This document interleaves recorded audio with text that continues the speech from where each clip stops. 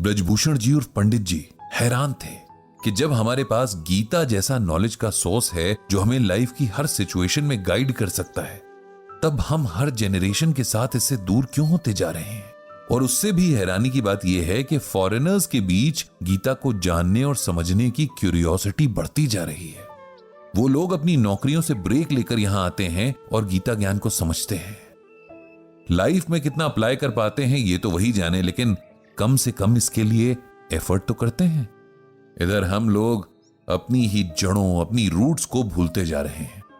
ये सोचकर पंडित जी गहरी सांस लेकर ब्लॉग लिखना शुरू करते हैं, मन ही मन सोचते हुए कि जो मैं पूरा करूंगा ही, लोगों को गीता ज्ञान के पास लेकर आने का जो एम लेकर चल रहा हूं उसे तो पूरा करना ही है। और दोस्तों, आप इसी गीता ज्ञान को सुन रहे हैं। आज जब पंडित जी ने अपना इनबॉक्स देखा तो एक साथ एक ही आईडी से 3 मेल्स आए थे।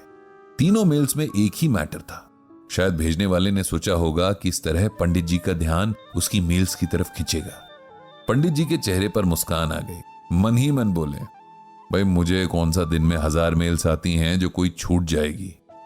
मेल में जो लिखा था वो कुछ इस तरह से था, प्रिय पंडित जी, ये मेल आईडी मेरे असली नाम से नहीं बनी है, ना ही मैंने कहीं अपने नाम का जिक्र इस मेल में किया है, क्योंकि ये कॉन्फिडेंशियल रखना जरूरी है। मैं एक ऐसी पोस्ट पर हूं जहां ये करना जरूरी हो जाता है। उम्मीद है आप माइंड नहीं करेंगे।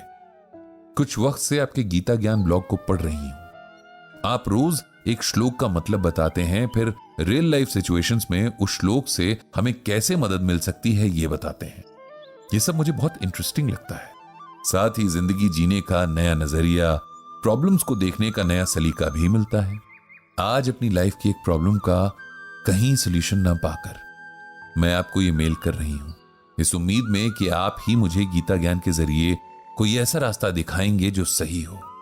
नाम तो बता नहीं सकती, लेकिन बाकी सारी बातें डिटेल में बता रही हूं ताकि आपको मेरी प्रॉब्लम का सही से अंदाजा लग सके। मैं एक बड़ी एडमिनिस्ट्रेटिव पोस्ट पर हूं, मेरे हस्बैंड भी ऐसी ही पोस्ट पर हैं, और जो प्रॉब्लम मैं फेस कर रही हूं वो मेरे हस्बैंड से ही जुड़ी हुई है।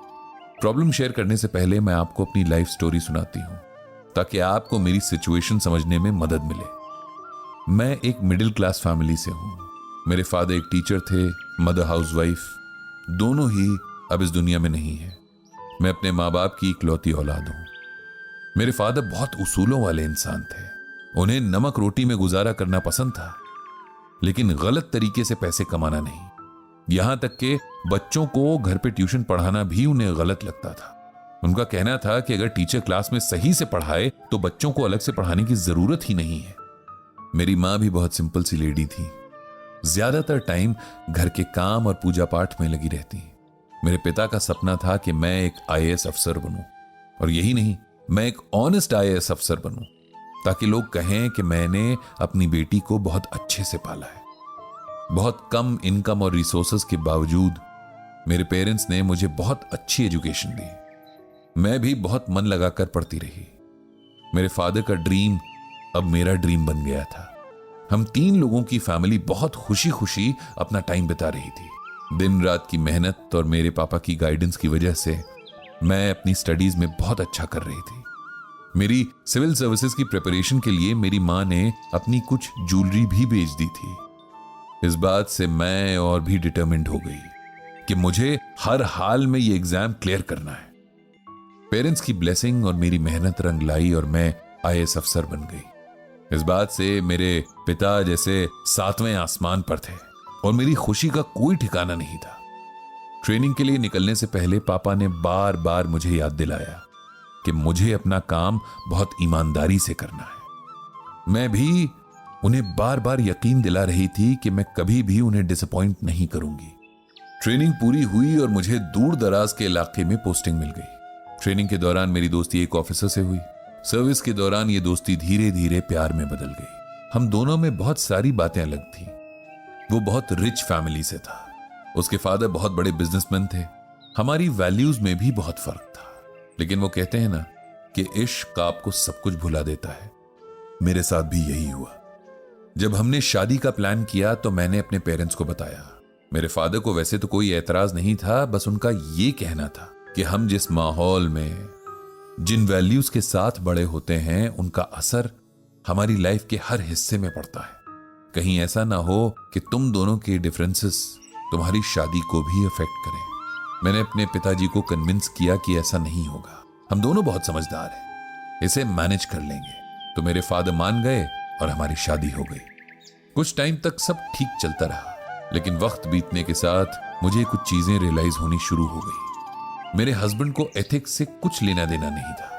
अपनी पोस्ट और पावर का वो पूरा फायदा उठा रहे थे। रिश्वत लेना उनकी नजरों में कोई क्राइम नहीं था, बल्कि रिश्वत लेना तो उनका हक था। मैंने उन्हें समझाने की बहुत कोशिश की, लेकिन उन्होंने हमेशा मेरा मजाक उड़ाया। हद तो तब हो गई जब उन्होंने मुझे दकियानूसी सोच की बता दिया, और मेरे पिताजी को भी। इस बात से मैं बहुत हर्ट हुई और मैंने इस बारे में अपने ससुर यानी फादर इन लॉ से बात की। उन्हें सब बताया कि उनका बेटा किस तरह गलत रास्ते से पैसे कमा रहा है और कल को ये बात कितनी बड़ी मुसीबत बन सकती है। मेरे ससुर ने भी मुझे इस बात पर बहुत सुनाया कि मैं ओवर रिएक्ट कर रही हूं।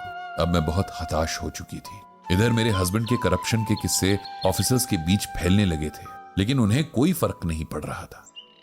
अब सिचुएशन ये है कि हमारे बीच आए दिन इस बात पर लड़ाई होती है। वो अपने आप को सुधारने के लिए तैयार नहीं है और मैं अपने पिता की सिखाई हुई वैल्यूज पर कॉम्प्रोमाइज नहीं कर सकती, क्योंकि अब ये मेरी भी वैल्यूज है। आप ही मुझे बताइए कि अब क्या करना चाहिए। इस कहानी को पढ़कर पंडित जी को बहुत दुख हुआ। किस तरह से लोग जीवन की सिचुएशंस में फंस जाते हैं, खुद सही होते हुए भी टेंशन में जीते हैं और इन सिचुएशन से बाहर निकलने में जिंदगी वो नहीं रहती जो पहले थी। अब किसी ने प्रॉब्लम भेजी है इस उम्मीद में कि सॉल्यूशन मिलेगा, तो अपनी समझ के हिसाब से सॉल्यूशन तो बताना ही होगा। इसीलिए पंडित जी ने यह जवाब लिखा। आपकी सिचुएशन में समझ रहा हूं, सही होते हुए भी आप सफर कर रही हैं, इस बात का मुझे अफसोस है, लेकिन हमें कुछ ना कुछ डिसीजन तो लेना ही होगा। इसीलिए अपनी समझ के आधार पर आपको गीता का ये श्लोक भेज रहा हूं। आप इसे समझो और अगर इससे कोई मदद मिले तो अपने जीवन में आगे बढ़ो। श्लोक इस तरह से है, नियतम कुरु कर्म त्वम कर्म ज्यायो ह्यकर्मणः शरीर यात्रापि च तेन प्रसिद्ध येद कर्मणः।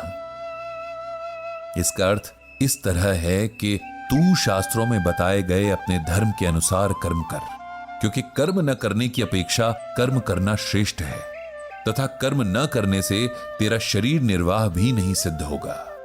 इसे सिंपल वर्ड्स में समझाएं तो इसका मतलब कुछ यूं है। भगवान श्री कृष्ण अर्जुन को समझाते हैं कि हर मनुष्य को अपने अपने धर्म के अनुसार काम करना चाहिए। जैसे स्टूडेंट्स का काम है पढ़ाई करना, सोल्जर्स का काम है देश की रक्षा करना। जो लोग अपना काम ठीक से नहीं करते, उनसे अच्छे वो लोग होते हैं जो अपने धर्म के अनुसार काम करते हैं, क्योंकि बिना काम किए तो शरीर का पालन पोषण करना भी संभव नहीं है। जिस व्यक्ति की जो भी ड्यूटी तय है उसे वो पूरी करनी ही चाहिए। आप जानती हैं कि आपका काम क्या है। आपका काम है जो आपके अकॉर्डिंग सही है उस रास्ते पर चलना, जो गलत है उसे रोकना, समझाना और सही रास्ते पर लाने की कोशिश करना। अगर इसमें आपको अपनों की नाराजगी झेलनी पड़े तब भी अपने रास्ते से नहीं हटना चाहिए, क्योंकि सही और गलत इंसान देखकर डिसाइड नहीं होता। इसीलिए अपना काम कीजिए। हो सकता है इसका रिजल्ट अच्छा ना हो, लेकिन आपको इस बात का सैटिस्फैक्शन हमेशा रहेगा कि आपने काम ठीक से किया।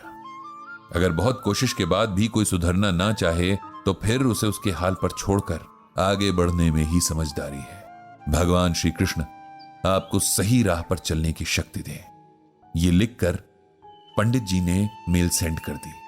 तो ये था गीता ज्ञान का एक और एपिसोड